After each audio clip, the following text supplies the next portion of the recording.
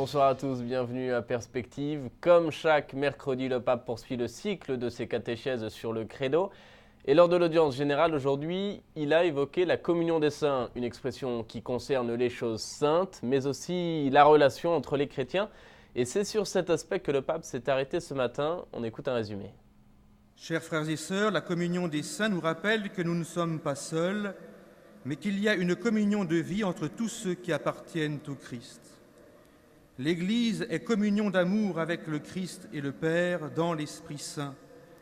La relation entre Jésus et le Père est la source du lien entre nous, chrétiens. Notre foi a besoin du soutien des autres. La communion des saints est une grande famille où tous s'aident et se soutiennent mutuellement.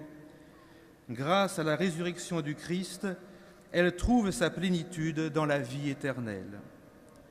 Les baptisés sur la terre, les âmes du purgatoire et les bienheureux du paradis forment une seule grande famille.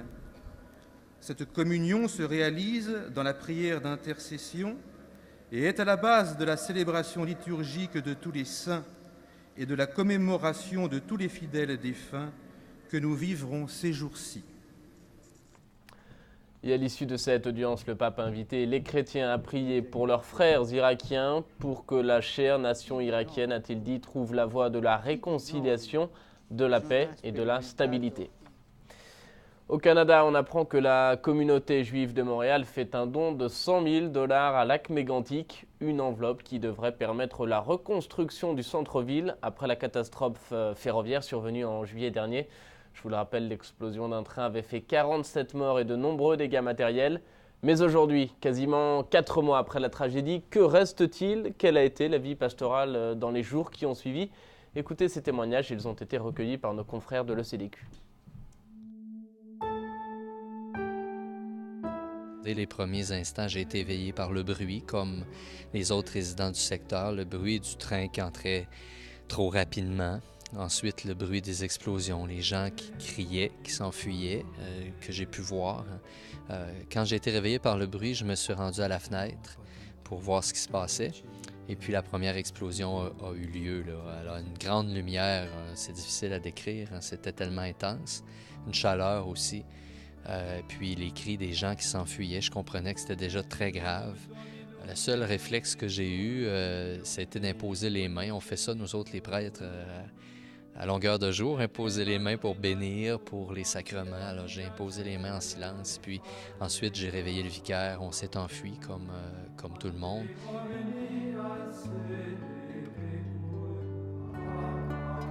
Notre première mission n'était pas de faire beaucoup de choses, mais d'être là où il y avait le mémorial, principalement, dans l'église, d'assurer une présence pour que les gens puissent venir parler, rencontrer un prêtre, donc présence d'église. Les médias ont beaucoup parlé de la souffrance et de tout ce qui était là, qui était bien réel, et je l'ai bien vu.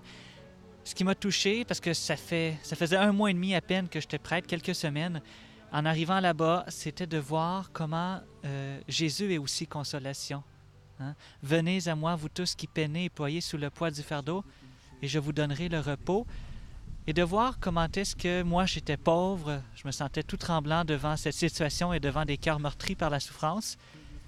Mais tout ce que j'avais à offrir, c'était une écoute. J'ai appris à écouter.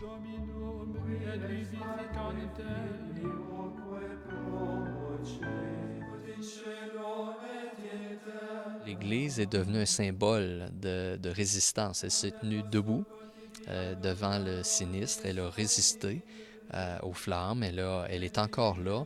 Elle fait face au drame et en même temps, elle est entourée de toute la vie. Les événements importants en lien avec le drame se sont déroulés ici. Le mémorial, la messe commémorative, la plupart des funérailles également. Ça vient charger de sens ce lieu-là. Et avant de nous quitter, je vous rappelle que le concert de Noël organisé par Ciel et Lumière se tiendra le mardi 3 décembre à Toronto. Vous pouvez d'ores et déjà acheter vos billets sur notre site internet. Voilà, c'est la fin de cette émission. Merci de l'avoir suivi. Je vous souhaite une très belle soirée. À demain.